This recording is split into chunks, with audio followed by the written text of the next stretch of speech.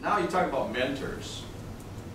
And mentors come in all different walks of life. In fact, at some juncture, you may not even know they're mentors for you. My dad was a mentor for me. He gave me a sense of community. He was a Cub Master for 35 years. You know, he taught prisoners. He taught prisoners how to run projection machines because he was a projectionist. So my dad gave me a sense of community. That I would always have to be part of the community and live in that community. The principal of the first high school I went to, she gave me my first leadership role in fundraising. The school had never raised a single dollar in fundraising. And she put me in charge of this fundraising campaign. And I learned a lot out of that, but one of the things I learned was how to lead a bunch of high school kids to raise money. Then I ended up working for a general officer. Was very unique. He delivered mail in Brazil, and he figured out that in delivering mail in Brazil, the way he delivered mail in Brazil was he dropped a mail pouch on a rope and flew a pylon turn. And the mail pouch stayed at the center of the pylon turn, and he could drop the mail down there and pull the mail up, and he never had to land anywhere.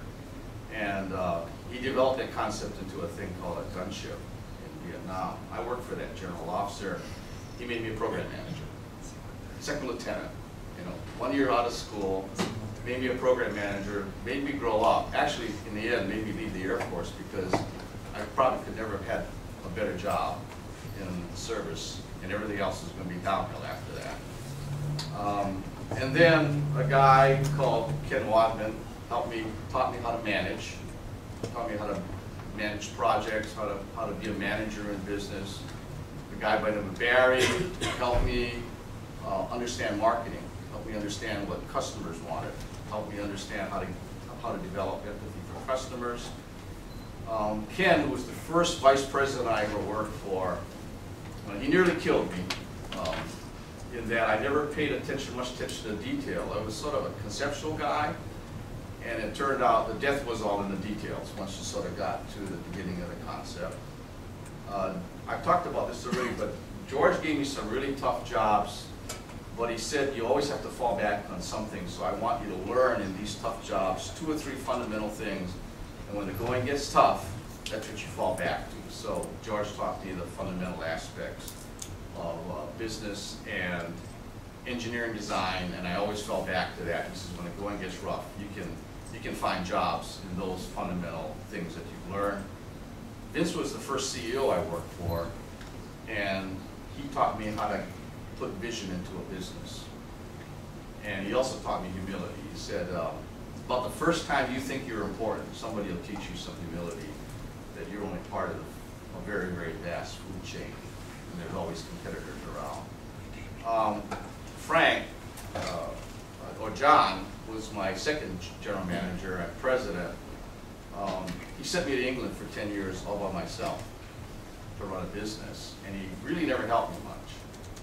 And I had about a $600 million business then, and so he taught me to be alone. And Frank, who probably is the guy I learned the most from, taught me how to connect the dots, because this world is full of very disparate, disparate kinds of different things going on, and how to bring all those disparate things in terms of solutions to customers and to business. And then I learned about mergers and acquisitions and inclusion from my last boss, Mark. And then I have 2 people I kind of met along the way. Cynthia, I got involved in the aspect of diversity, which is really inclusion. And so diversity isn't just equal opportunity, it's being able to get everybody to participate in a solution for a business. And I got involved in a thing called strategic thinking, which helps you develop visions. And Christy helped me with that in terms of tools, etc. And then today I do pro bono work for foreign clients or nonprofit. And I've learned that it's a very different world than the nonprofit world than it is in the business world. But they need our help, and they need the quality of people like myself just as much as the businesses of the world do, maybe even more, because they're going to make the world a better place. So that's kind of an interesting thing. And then I sort of would say that this is an interesting book to read. John McCain wrote this book about 5 years ago, Character's Destiny. And it's 34 stories about things like honor, purpose, strength, understanding, all kind of the old-fashioned things that maybe the world needs to come back to, given where we are today in terms of our economy and some of the things that we've seen that have been driven purely by greed and not in the best interest of the people or the businesses that they own.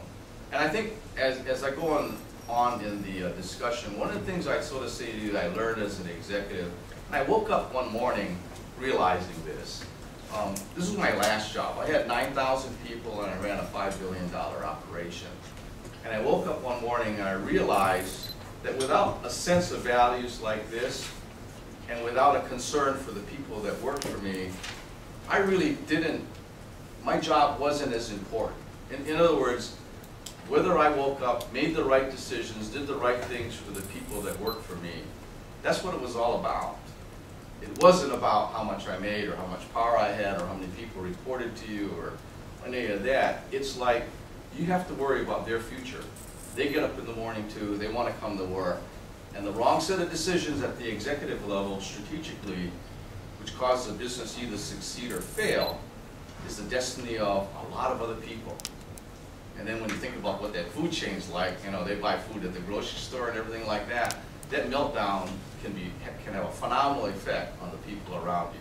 So with that sense of obligation and responsibility, maybe you come to work as an executive manager with a little bit more sense of purpose as you kind of walk through your life.